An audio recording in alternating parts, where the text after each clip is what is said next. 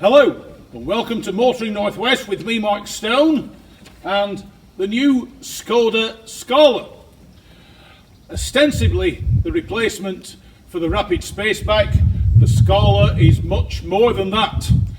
It sits, like many of the VW Group products, on the new MQB platform and represents in many ways what is still to come. As you can see, it has a wider, narrower grille, complete with the radar, new LED headlights, something that repeats at the back with what they call 3D headlights. It's an estate, and also it's a hatchback. Depends how you want to really classify it. It's down to you, the owner, to really decide. More defined lines. The bodywork, if you look, slopes backwards. The roof cuts back, very curved in shape, into a very, very defined, more rounded tailgate. And the interesting thing about the tailgate, it carries the Skoda script. This is the first car not to carry the famous Skoda winged arrow on the back. This particular one is sat on 16-inch rims, although 17s and 18s are available, dependent on your specification choice and any upgrades you might like to make. The one other noticeable thing is the wheel length, the wheelbase. There is a very noticeable, shall we say, distance between the centre of the front wheels, centre of the rear wheels. So it's quite a long wheelbase car for what is a small estate car. Right, beneath the bonnet you have a choice of 4 engines, 2 1-litre 3-cylinder units. This particular one is the 1-litre 115 brake horsepower TSI petrol. It gives you 125 mph top speed, 0 to 62 9.8 seconds. It's mated in itself to, in this instance, a 6-speed manual box, although a DSG is available. There's also a 1.5 petrol engine option and a 1.6 diesel engine option, once again with manual and DSG transmissions. You can also get the sports chassis control, which firms up the suspension and tweaks the response of the engine, the throttle and everything else. It is quite noticeable, is the sports option. Inside the cabin, once again, it is new. It's very, very simple in how it's been laid out, how it's been designed, but it works extremely well. This one has the optional sports seats, which are very, very comfortable, but everything else about the cabin is very high quality. Everything is soft touch surfaces, works extremely well.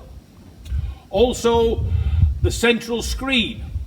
It looks like it should be there. The way it's been positioned in a scallop that it sits in, very, very clear screen. This particular one doesn't have the sat-nav and it has the traditional analog instruments.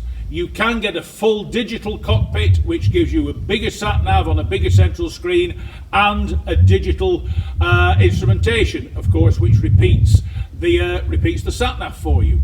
Elsewhere, there's cubby holes aplenty. There's plenty of room to store things, but more importantly, you have, even with the front seats back, there is plenty of head, leg and shoulder room in the rear for 3 full-sized adults. One interesting thing is plenty of space, which, as I said, is it an estate, is it a hatchback? With the seats up, it's still 467 litres of cargo space. Rear seats folded, you've got 1,410 litres of cargo space.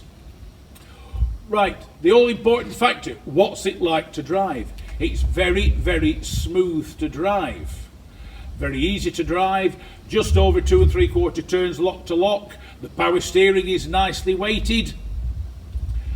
It's a nice car to be in. Very comfortable, very smooth, very, very nice to live with and spend time in. If there are a couple of negatives, it can at times be put down to the tyres, but I found the car tramlines a little bit and the steering can at times just twitch.